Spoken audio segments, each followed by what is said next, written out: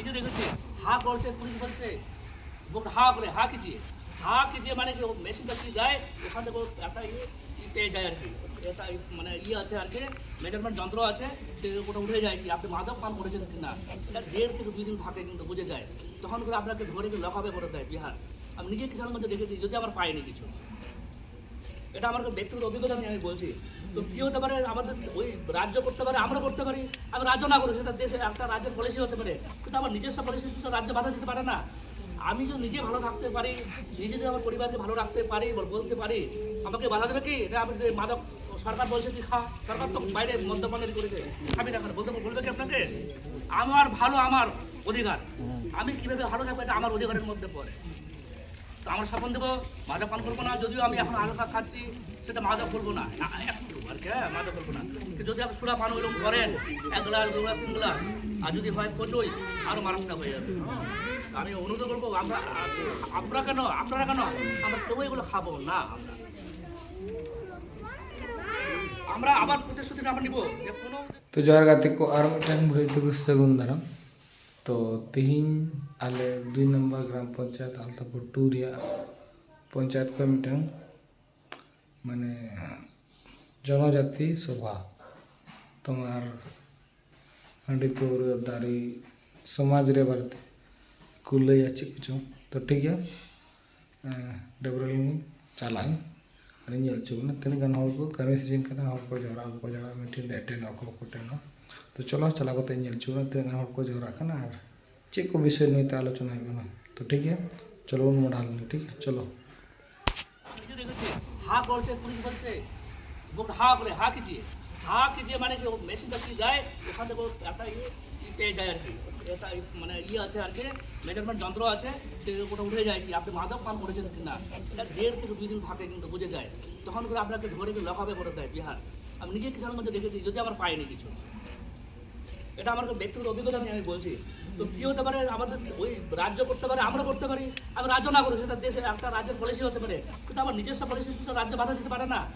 আমি যদি নিজে ভালো থাকতে পারি, নিজে যদি আমার পরিবারকে ভালো রাখতে পারি, বলতে পারি, আমাকে বাধা দেবে কি? এটা আমি মাদক সরকার বলছে কি খা, সরকার তো বাইরে মদ্যপানের করেছে, খাবি না কেন বলবে কি আপনাকে? আমার ভালো আমার অধিকার, আমি কীভাবে ভালো থাকবো এটা আমার অধিকারের মধ্যে পড়ে।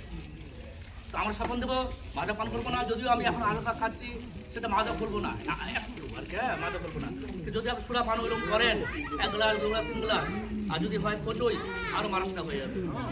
আমি অনুরোধ করবো আপনারা কেন আমরা কেউ এগুলো খাবো না, আমরা আবার প্রতিশ্রুতি আমরা নিব যে কোনো উদ্দেশ্যে কোনো ক্ষতিকারক অবৈধ মাদক দ্রব্য সেবন করবো না। আমরা প্রত্যেক ব্যক্তিকে বিশেষ করে যুবকদের উৎসাহিত করব, মাদকের অপব্যবহারের কুফল সম্পর্কে সচেতনতা তৈরি করবো, যেটা আমি একটু আগে বললাম আপনাদের। তাহলে কীভাবে ভারতের যুবকরা মাদক মুক্ত জীবনযাপন করতে পারবে, তারা সমাজের সৃজনশীল এবং গুরুত্বপূর্ণ সমাজের একটা সদস্য হতে পারবে। এই জন্য আমরা বলবো যে মাদক থেকে আমরা দূরে থাকবো এবং সুস্থ জীবনযাপন পালন করব। দেখুন, এর আগে আমি আর একটা এটা মাদক নিয়ে আমি স্বচ্ছতা অভিযানে একটা বললাম, আজকের এই গৌরবময় দিবসে আরেকটা যেটা আমাদের সরকার বলেছে ফরেস্ট রাইট অ্যাক্ট মানে বনাঞ্চল অধিকার আইন নিয়ে আলোচনা করতে বলেছে।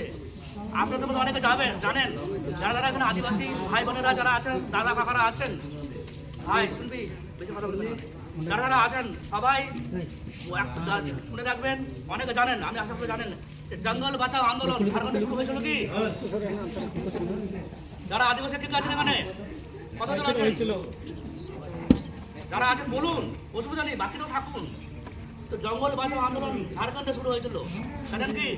জঙ্গল কাটলে কি ক্ষতি হয় সেই আদিবাসী সমাজ বুঝতে পেরেছে, কিন্তু আমাদের এই ভদ্র সমাজ এখন বুঝতে পারেনি যে জঙ্গল কাটলে কি হয়, বনাঞ্চল কাটলে কি হয়। বনাঞ্চল কাটলে কি অক্সিজেন কমে যাবে? এই যে রোগ ব্যাধি এত বাড়ছে, হাঁপানি হচ্ছে, এই হচ্ছে, কিসের জন্য? এই বনাঞ্চল কাটার জন্য হচ্ছে। এই যে অচিরে ঠান্ডা এখনো যাচ্ছে না, আমার ঠান্ডা যাচ্ছে না মানে কি বলবো না, আমি ঠান্ডা এখনো আসছে না, হাড় কমে ঠান্ডা। আমি দেখেছি আজ থেকে 15-20 বছর আগে এই সময় হাড় কমে ঠান্ডা পড়ে যেত, এই সাইড থেকে পশ্চিম থেকে একটা বাতাস আসতো, হাড় কমে ঠান্ডা শুরু হয়ে যেত। এখনো কিন্তু ঠান্ডা যায়নি, এখনো দেখুন আমি একটা গেঞ্জি পরেছি, একটা জামা পরেছি, তো এখন তো বসে কি ছিল, হাড় করে ঠান্ডা হবে, ভালো ভালো হবে, ভালো খাওয়ার হবে। ভাই কি এই বনাঞ্চল কাটার জন্য একটা উদাহরণ তো এটা বললামই, আরও অনেক উদাহরণ আছে। অচিরেই আমরা যখন বর্ষা নেমে যাচ্ছে বা বর্ষা আসছে না, হচ্ছে এই বনাঞ্চল কাটার জন্য হচ্ছে।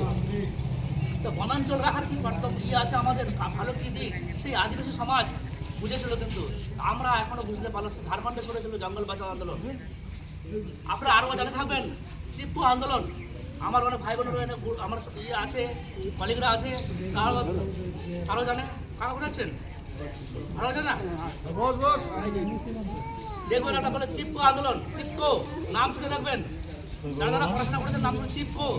চিপকো কথাটা হচ্ছে এটা কি কর্ণাটকে শুরু হয়েছিল, তাই তো বোন? কর্ণাটকে শুরু হয়েছিল তো, কর্ণাটকে চিপকো।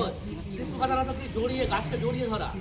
চিপকো ওই জায়গার কর্ণাটকের সুন্দরলাল বহুগুণা একটা লোক আছে, সে লোকটা জানতে পেরেছিল, বুঝতে পারে আদিবাসী সমাজ থেকে অন্য সমাজের প্রতিনিধিত্ব করেছিল। শুধু আদিবাসী সমাজ বুঝতে পারছিল যে গাছকে বাঁচিয়ে রাখলে কী কী আমাদের হতে পারে, উন্নতি হতে পারে।